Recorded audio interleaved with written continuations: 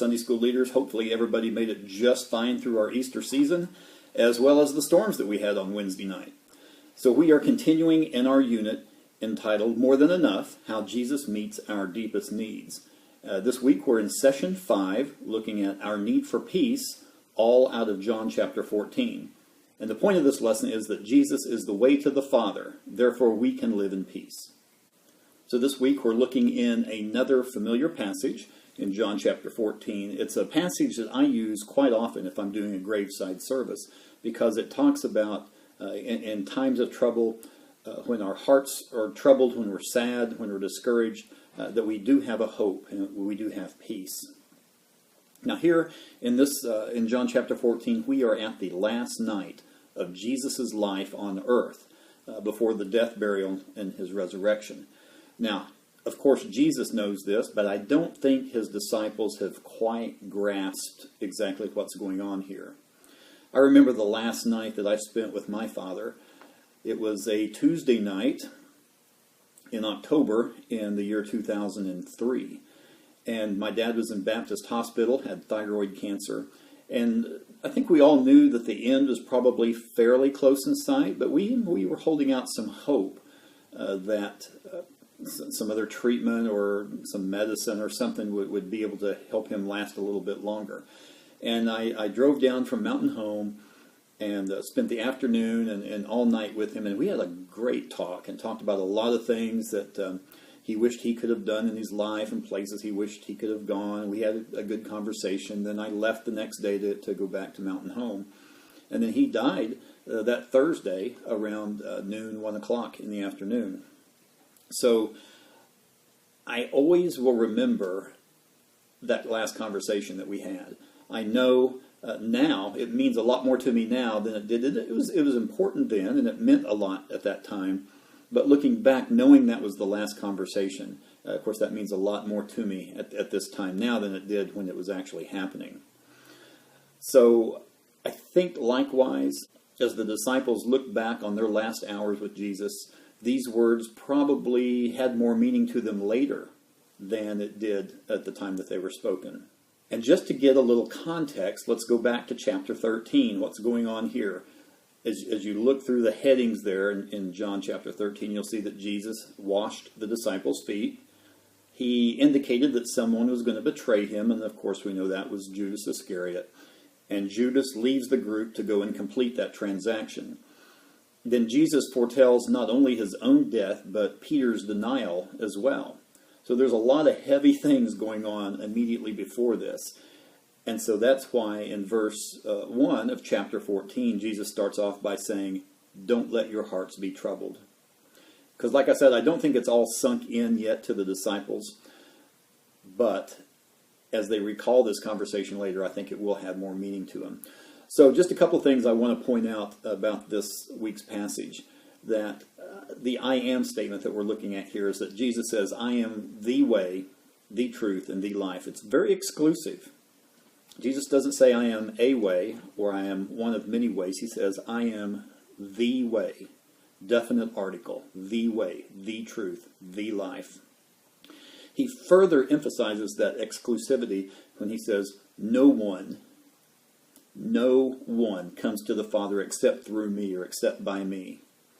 So I want to look at those three different things that Jesus says that he is. I am the way.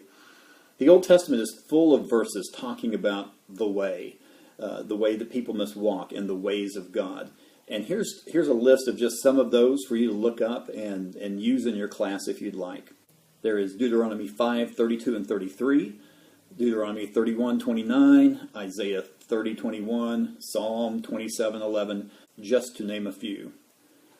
And here in our passage in John, Jesus claims to be more than the one who tells the way to God, or even the one that shows the way to God.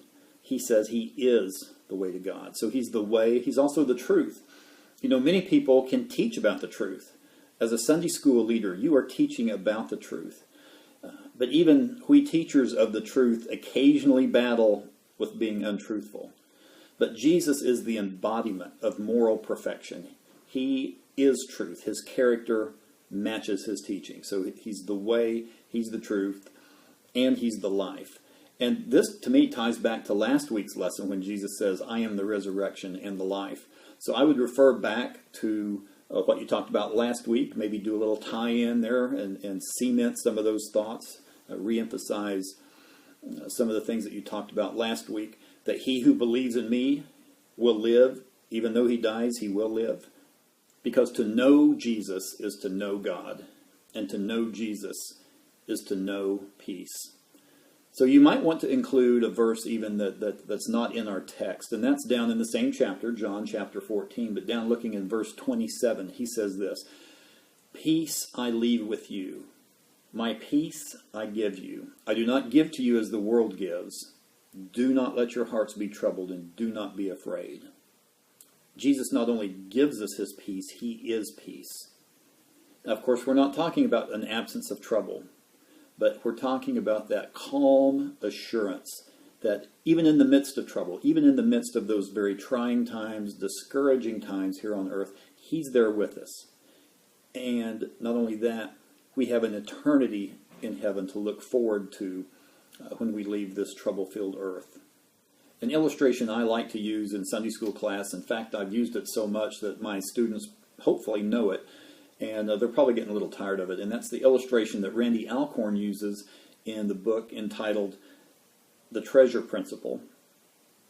It's talking about the dot and the line, where you have the line of eternity, and on that think of it kind of like a timeline or a number line, and on that line of eternity, our lives are just like a little bitty dot right there on that line.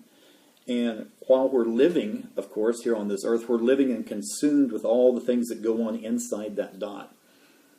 A lot of good things, a lot of great things, a lot of success, but there's also a lot of heartache, a lot of tears, a lot of sadness that goes on inside that dot.